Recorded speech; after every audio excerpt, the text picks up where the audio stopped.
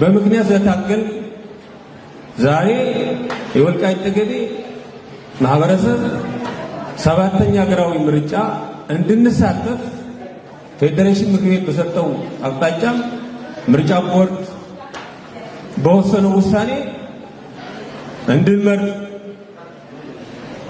ተፈቅዷል ማለት ነው።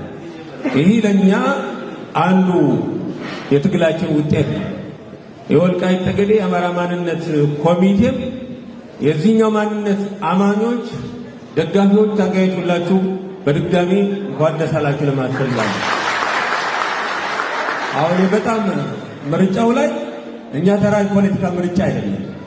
እዚህ ያላችሁ አመራሮች፣ እዚህ ያላችሁ ተወላጆች፣ ነዋሪዎች ሁላችሁ የሃይማኖት አባቶች አላችሁ ልዩ መመልከት ይገባናል ማለት ነው።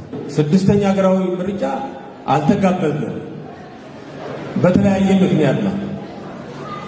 አሁን መንግስት ፈቅዷል፣ ምርጫ ቦርዱ ፈቅዷል። በትግራይ በኩል ግን እንዴት እንደሆነ እያያችሁ እኛ በትዕግስት 10ኛ ዓመታችን እኛ ወልቃይቶች ጠገዴዎች ትግራውያን አይደለንም። ቋንቋችን፣ ባህላችን፣ ስነልቦናችን፣ የመሬት አቀማመጣችንና ታሪካችንን ለመታየት ይገባል። ጎንደራውያንን ብለን የታገልን አማራውያንን ብለን የታገልን ይህ ስንታገል በህግ ነበር።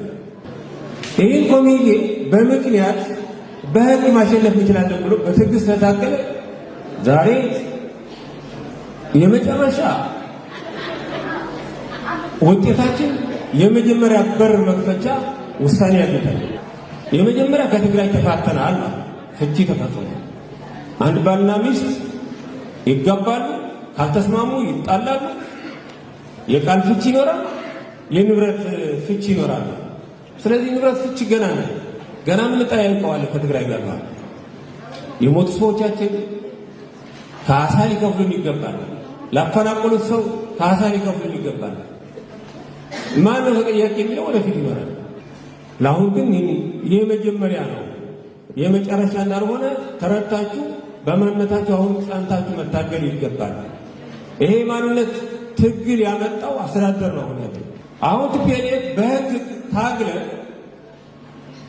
ፌዴሬሽን ምክር ቤት የሀገራችን ቤት ነው ብለን የምናስበው እኛ ለህግ ተገዥ ሆነን ነው 10 ዓመት የተንበረከክነው ማለት 10 ዓመት የወልቃይት ጠገዴ የአማራ ማህበረሰብ ሲጠይቅ ህግ ማክበር አለብን በህግ ነው የጠየቀው። አሁን ዛሬ የመጀመሪያ ውሳኔ ስናገኝ አይታችሁታል። ከታች እስከ ላይ ከግለሰብ እስከ ድርጅት እኔ በጣም ነው ማለት ነው ባንዱ ከትግራይ መልካም ቀና ተሳሰብ የለም ወይ ነው። ሰዎች የሰው ልጆች ፍትህ ማግኘት ይገባቸዋል በህግ ከሆነ ተገቢ ነው ማለት የሚችል ኃይል የለም ወይ ነው። በጣም የሚገርም ነው።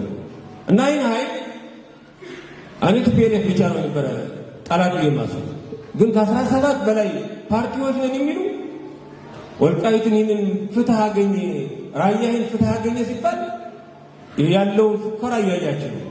ጠላት ይህን ሲፈኩር እኛ ምን ማድረግ ይገባናል?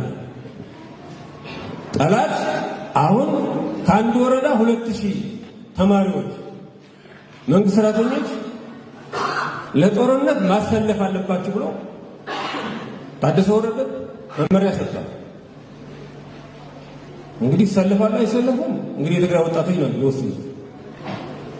አሁን አይታችኋል። የትግራይ ሰዎች ከቤተ መንግስት ከፌደራል ማውሮ ተባባሪዎች ነን የሚለንቆ በትላንትና በጣም ተጋለጡላል። ሆድ ያባው ብቅል ያወጣዋል ይላል አቆ ለሰዎች የወልቃይት ጉዳይ ገና ነው፣ ዋጋ ያስከፍላቸዋል፣ ገና ያናግራቸዋል። አሁን ከመንግስት ጋር ተጠግተው ቲፒኤልኤፍ ህወሓት በጣም ጸረ ዲሞክራሲ ነው፣ መጥፎ ነው ምናምን የሚል ነበር። ኖ ዲፈረንት ትላንት እኩል ሆነዋል። ይህንን ምርጫ በድል ማጠናቀቅ ማለት አማራው ማንነቱ ለነገ የተሻለ መደላል ፈጠርን ማለት ነው።